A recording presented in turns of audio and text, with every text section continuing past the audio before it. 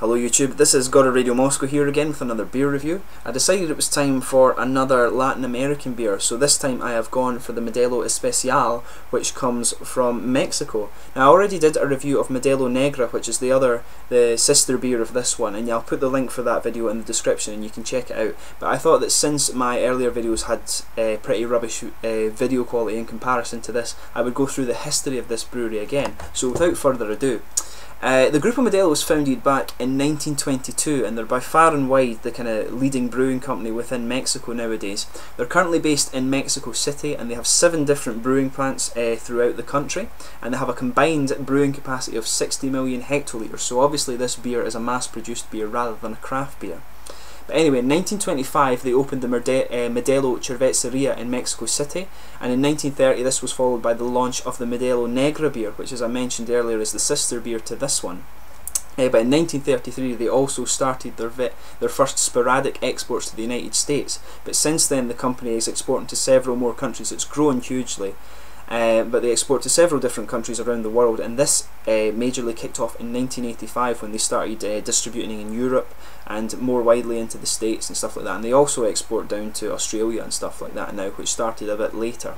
But their export brands include Corona, which you'll obviously have heard of, Modelo, and Pacifica. I also have a bottle of Pacifica on my shelf, so I'll review that at a later date for you. But they also brew Victoria, Estrella, Leon and Montejo, which were exclusively for the domestic market, but my understanding is that the latter two, Leon and Montejo, are now available internationally, so hopefully I can pick up those and review them for you as well. But over the years, obviously the company has acquired several different Mexican breweries. Toluca, who make the Victoria beer, were acquired in 1935, Pacifico, which are from Mazatlan, and Montejo from Guadalajara were acquired in 1954, and the Modelo del Noroeste from Ciudad was acquired in 1960.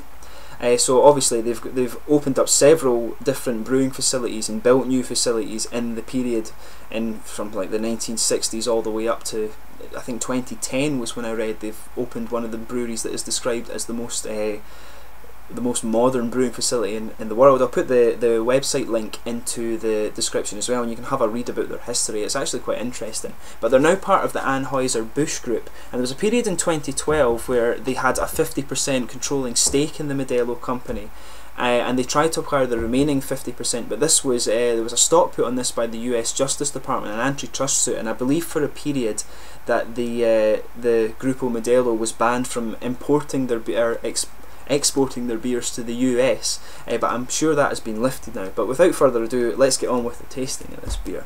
Now this one, this particular beer was apparently introduced in 1966. I'll just let you have a little look at the bottle there. I'll bring up my camera again. So as you can see, the bottle is kind of, this is quite the typical bottle of the Modelo beers. The Modelo Negra one is in a similar one to this. I quite like the foil top on this, but I think the Modelo Negra beer is a lot better looking than this one, I would say.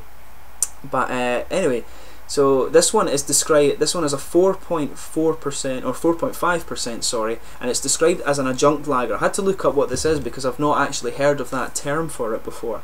But it's described as a light pale lager with thin malts, and basically the focus is on this being for the mass production and stuff like that. Just what I remember as well, no interesting bottle cap on this beer either. But anyway, let's just get this guy out and get him tasted. This one, from what I remember, is a kind of it's very typical of a Mexican beer. Mexican beers are often light, obviously for the hot weather and things like that. I'll just get this guy poured for you.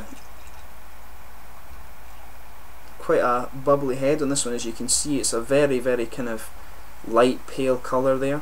Quite a bubbly head on it. That's not going to have very much retention. Bubbly head rather than a foamy head. There's not so much carbonation visible in this beer, as you can see. Really very little. It's crystal clear. Let's just give it a little smell. It's very kind of sweet smelling. The hops in it are kind of mild, I would say. A little bit of grain and a little bit of corn in it, I think. Yeah, grain and corn in there. It does smell a little bit grassy as well. It's kind of very typical of a Mexican beer. Like I say, many of their beers tend to be light. The Modelo Negra, I believe, is the exception to that, and it's really nice. Like I say, check that one out. But yeah, let's give it a taste.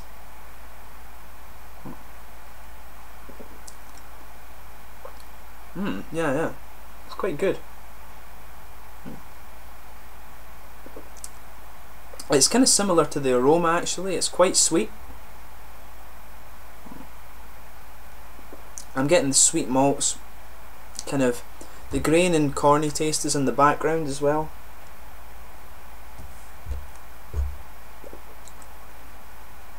There's no real bitterness to this beer, which you always get that little bit of a bitter aftertaste with beer, but this one doesn't really seem to have it actually. But yeah, when the taste with this one, slightly sweet malts. I'm getting the grain and corn as well. The grassiness, interestingly, is not really present in the taste, I would say. I'm not sure, there's maybe a little hint of caramel in there, but that's maybe just the sweet sort of malts, I would say. But it's very, in terms of the mouth, it's very, very light. The carbonation you notice on the tongue. It's a very drinkable beer, like the Modelo Negra. It's surprisingly kind of watery, but it's just a very, very light beer. You know, it's typical of Mexican beer, but I found that the two Modelo beers are actually quite watery, and it's the whole idea of that basically. You know, Mexico's a very, very hot place. Obviously, it's just the whole refreshment factor and things like that. But yeah, very watery beer. It's actually got quite a nice flavour. You know, for me, this is an ideal kind of beach beer. It's obviously it's mass produced. It's certainly better than a lot of the mass produced beers that you do get out there. In terms of like the Mexican beers that are available in Europe, this is one that is. I think this is a bit better than Corona in my opinion. This would be my, if I was in Mexico and I had to choose a beer to drink, this would be my beach beer, or indeed Modelo Negro. In terms of that, I prefer darker beers usually, but beer is subjective. You know. You might enjoy something that I don't, and vice versa. But out of the two Modelo beers, I would tend to choose the Modelo Negro. Just I kind of prefer darker beers, to be honest. But like I say, this beer, it has quite a nice flavour. It's very, very light. Some kind of thin malts. It is a mass-produced beer. Interestingly, no real bitterness to it.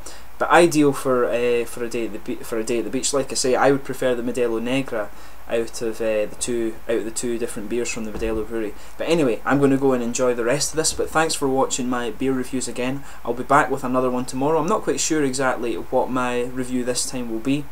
But anyway, thanks again for watching.